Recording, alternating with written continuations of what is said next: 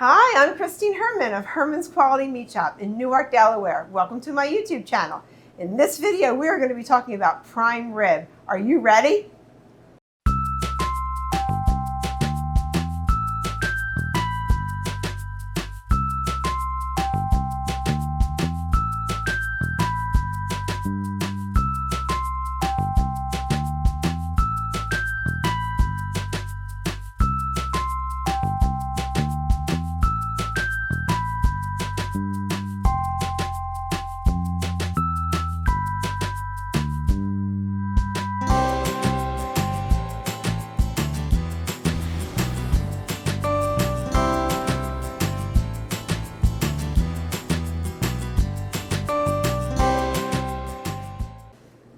Prime rib, one of my favorite cuts of meat.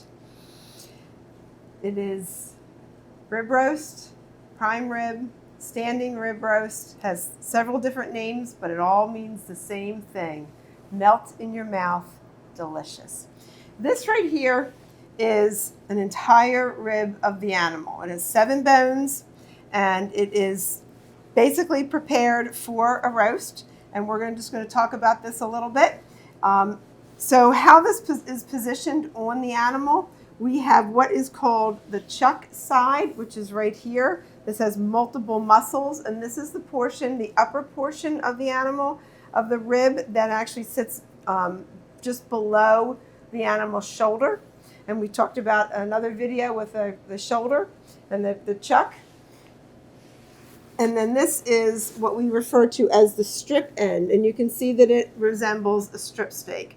And it is basically one full muscle, and it is much leaner than its counterpart on the other side.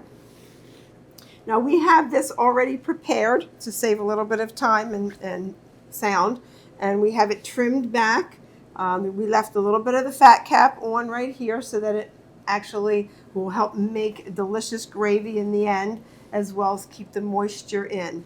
And the bones are trimmed down nicely as well. And you can see how it goes from the strip end, which is thinner, and it gets bigger and wider when it gets to the chuck end. So just some quick explanations. And also there is a membrane that lays on top of the bones that we always remove. Always remove. That's very important. So a couple of things I want to mention is, the one is that we figure one bone, which would be this bone here, for example, would feed 2 people. It's approximately 2 pounds. So when you're calculating how many bones, we call it how many bones you need to feed your guests or your family, that's how we calculate it. So if you have 2 adults, we'd figure 1 bone. 3 adults, we would go up to 2 bones, which would be enough for 4. We can always, because we hand cut it, we can cut it closer to the bone to make it a little less, or closer to the 3rd bone if you want, for example. So just to kind of give you an idea of how we calculate. And each bone, as I said, weighs approximately 2 pounds. So what I'm going to do now is I'm going to cut a 2 rib roast right about here. Cut it by hand. And what this is going to do is going to show you the beautiful inside marbling of this piece of beef. And you will see how beautiful that is. And one of the things that we offer here at Herman's is something called removing the bones and tying them back on. And the purpose of the standing rib is so that the meat will stand on its own, like so, as you see here. It actually creates its own natural rack. And that's really important, because when you're cooking this, you never want the meat to sit in its own juices. And we're going to talk about that shortly. However, right now, what I'm going to do is I'm actually going to remove the bone. And you might be saying, oh, thank goodness, because I don't like fussing with that bone. It's annoying. And somebody else might be saying, no, the bone offers the flavor, and the dog might like it too. So either way, I'm going to explain why. So I can either remove it completely or partially. And in this case, I'm just going to remove it completely. There's these little, what we call feather bones or butter bones.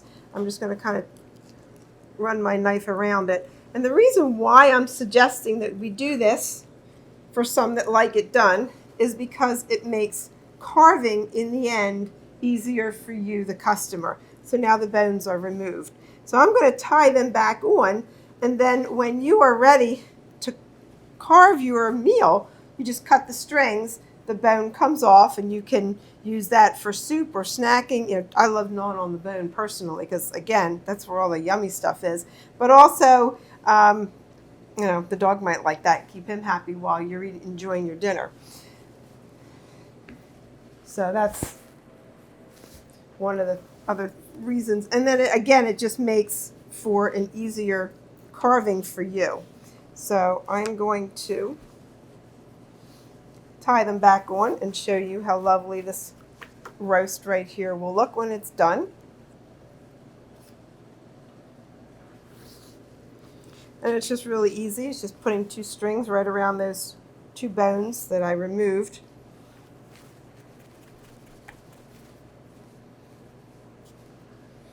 And that's it. That's all there is to it. It's very simple. It only takes us a couple extra minutes, but it's a courtesy that we like to offer to you, our customer, so that you can have a little easier time cutting it. And you can see how nice that looks. And also what it does is it helps you to know which way to cut your meat, which is pretty evident. However, we don't want to claim that you don't know what you're doing, but it does also help give it some structure and draws it in, pulls it in a little bit more, and makes it a little easier for you to cut as well as to cook. So there you have your rib roast. And what I'm going to do now is I'm actually going to cut another roast from the chuck end so you can see the difference in the marbling. I'm going to do the same thing over here. So you can see the difference in the marbling and the muscles as well. And this is a beautiful, well-marbled piece of meat. Look at that. Look at that. Is that amazing or what? That is beautiful. But you can see the multiple muscles here, here, and so on that help create this piece of meat. And again, with or without taking the bones off, going the wrong way, we could tie this up, and again, it just helps draw it in to make cooking a little bit more uniform for you, the customer. Christmas time, we sell hundreds of these in any size. We sell them from the full 7 bones that we started with tonight down to 1 bone, depending upon how many people our guests are serving. We serve all of our customers. Each one is custom cut to their needs and their recommendations of what we suggest that they will need. And honestly, year round, we sell rib steaks, which is with the bone in, or we take the bone out and make it a boneless rolled rib roast, which is another option. And actually, I could even do that for you too. I could show you. It's a boneless rolled. I could do that. Sure. A boneless rolled ribeye roast. Because some people don't like fussing with the bone. Just have that quick thought. And in our December newsletter, we just posted a recipe. Every month we put out a newsletter, and we always include a recipe of the month. And we included a recipe for a rolled rib roast. And these bones right here, nice and clean, but they're amazingly delicious. And then we could just draw this in and tie it. We could trim it back a little bit more, like so. Remove that. Trim a little bit more of this fat off. Oh, the recipe. I have to tell you about this recipe. In our newsletter, we posted a recipe for a boneless rolled rib roast that is stuffed. And oh my word, does it sound amazing. It came recommended to me from a customer, so I wanted to pass it on to you. And if you would like to have a copy of that, simply email us at shop, SHOPPE, at Herman's, with an S, hermansqualitymeats.com, and we will be happy to email you a copy of our newsletter with the recipe in it. And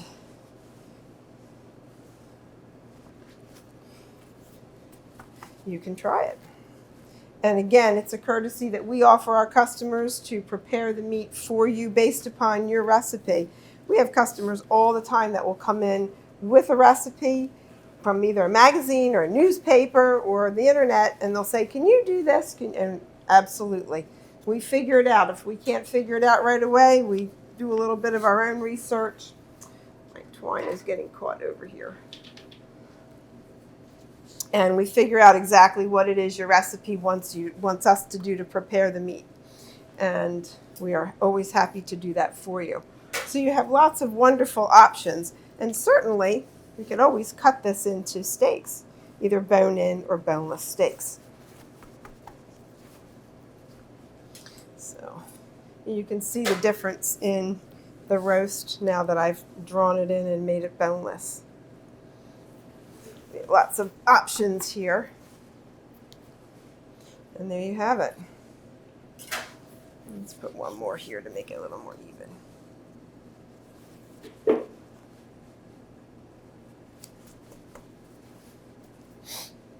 Perfect. And there is a beautiful rolled boneless ribeye roast. There you go. Turning that too fast. That's it right there.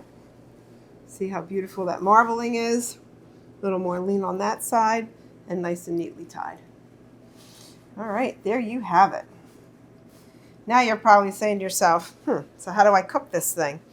Well, it's actually pretty simple. I am going to make some room on my block. Excuse me.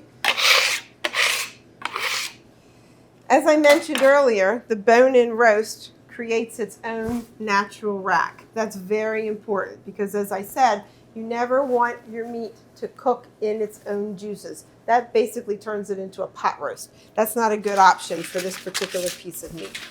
So if you have a small roast, take a small pan, a small dish.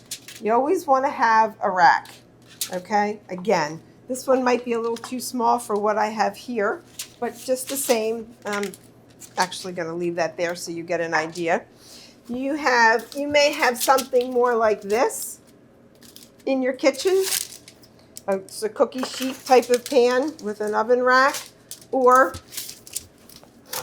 your classic traditional broiler pan.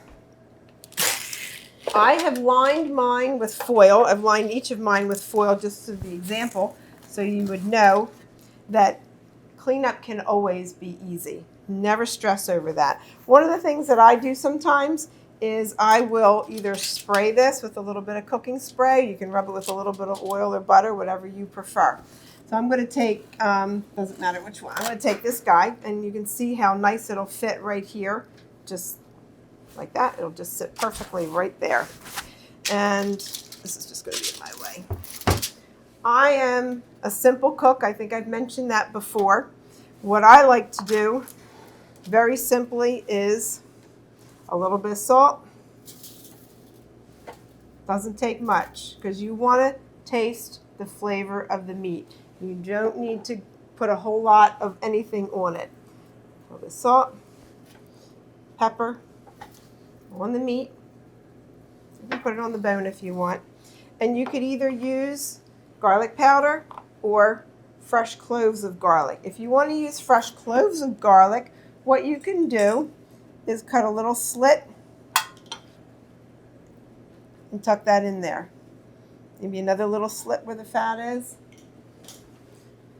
And I've got a whole bunch of garlic here, you can see. A whole bowl of it, where I put that slit. and just stick it in there. And that will help add delicious flavor. Again, keeping it simple. This piece is kind of big.